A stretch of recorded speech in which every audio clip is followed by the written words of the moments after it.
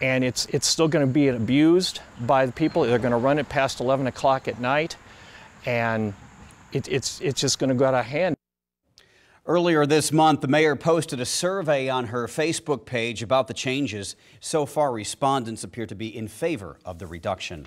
New tonight, a controversial measure on immigration is heading for a vote in Scribner. It would prohibit renting homes or apartments to people in the country illegally. The city council voted 4-0 in favor of sending the issue to a public referendum in the fall. Scribner is preparing for an increase in residents who work at the chicken processing plant in nearby Fremont. According to our partners at the Omaha World Herald, the meeting tonight got pretty heated at times. Now, your Weather Alert First Forecast. After a wet start to the day, drier conditions are finally moving into the area. A couple little stray showers holding together close to Beatrice, just to the south of Nebraska City. Cold front continues to move through the area and is bringing in some nice changes. Look at where we're at right now, 74 degrees, mid to even upper 60s now from Tacoma, Wayne, Norfolk, and Columbus. Still some mid to even upper 70s from Nebraska City to Falls City. So our temperature trend here over the next several hours, we continue to see a pretty big drop. Look at this, by the morning, 62 degrees. Very comfortable day in store for tomorrow.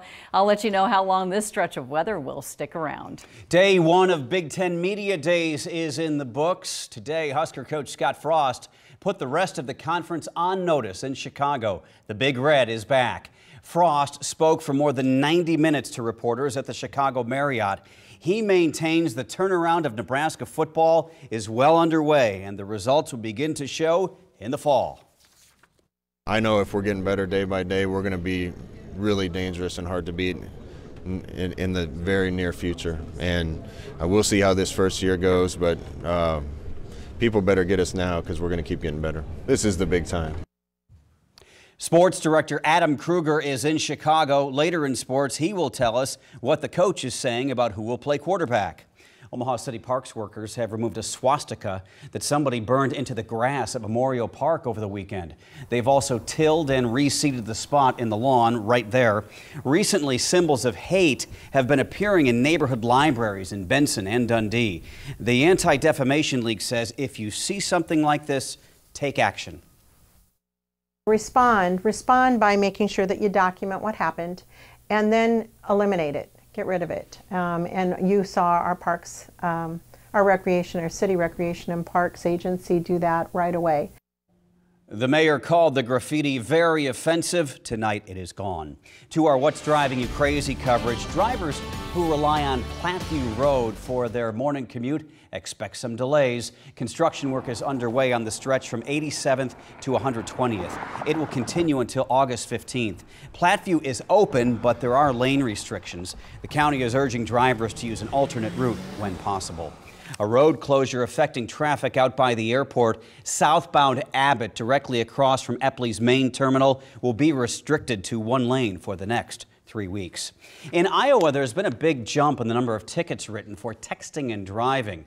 It became a primary offense recently. Some drivers in the Omaha area are worried about their safety on the roads because of distracted driving.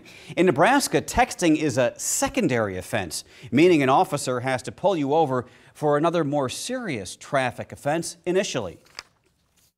You cannot be stopped strictly for operating a cell phone or other electronic device while driving. However, if you're discovered to be operating one while in the course of another offense, you may be charged with that. Tomorrow on 3 News Now this morning, traffic reporter Max Tarleton on what some police are doing to curb the bad habit on our streets. A course at Metro Community College is designed to make emergency responders better prepared for an agriculture disaster. Today, the college demonstrated grain bin entrapment training. Experts showed the proper techniques in dealing with somebody trapped in corn. In 2016, according to Purdue University, there were 29 such incidents. Because the rescue is dangerous, this sort of training is important.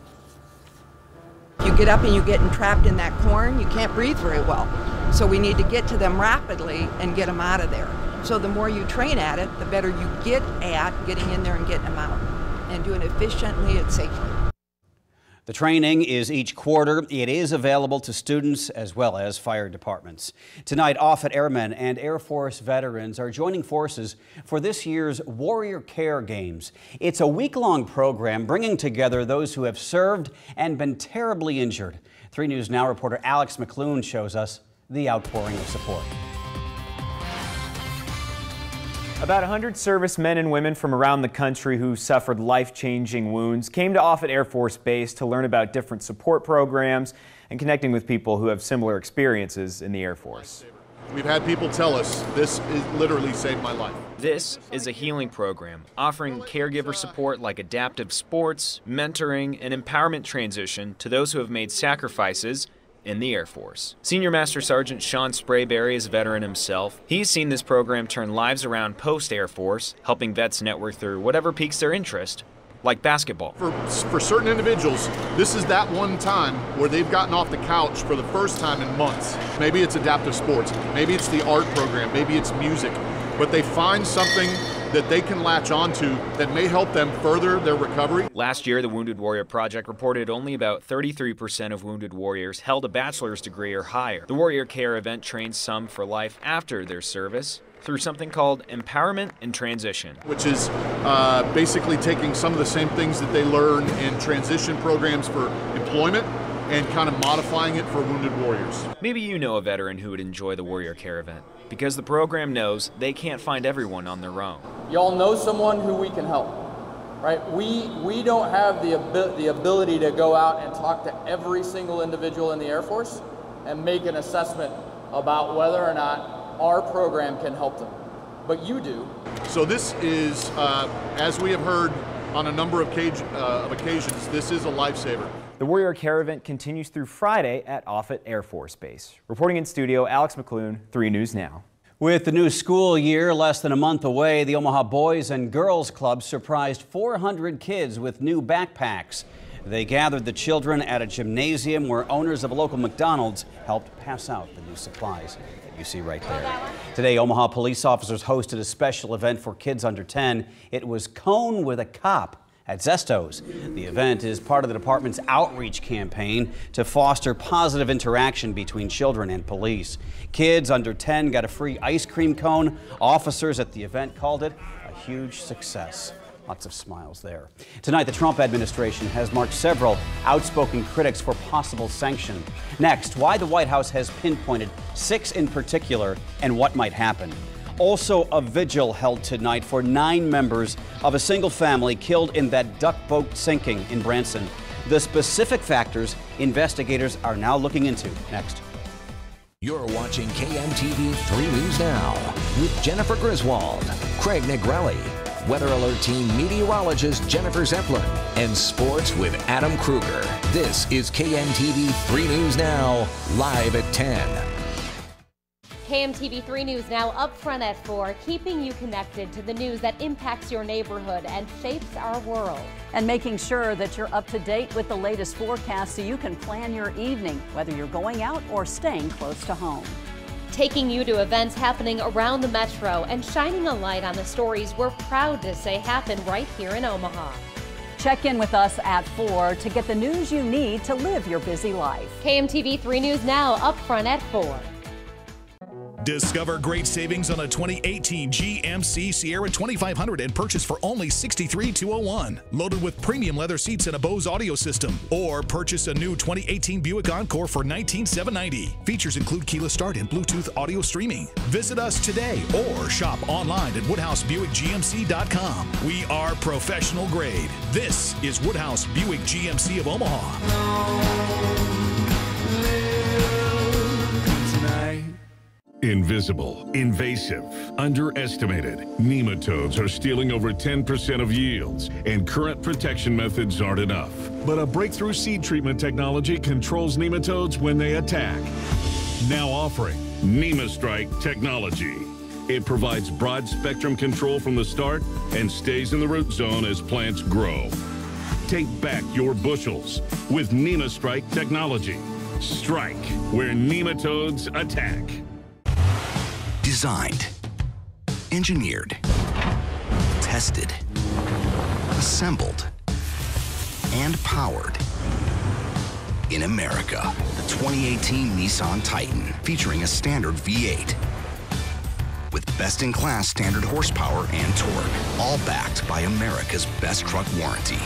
For a limited time, save up to $11,399 or get 0% financing for 60 months on Titan. The 3 News Now Mobile Storm Tracker, sponsored by Jensen Tire and Auto.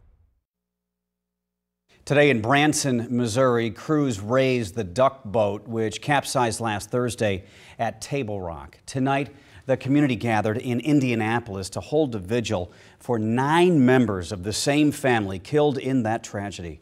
The investigation into what exactly happened is continuing tonight as more survivors talk about the horrible ordeal. 14-year-old Lauren Smith made it out alive, but lost her father and brother. I went up and I saw someone struggling. I went up to push up their feet so they could get help.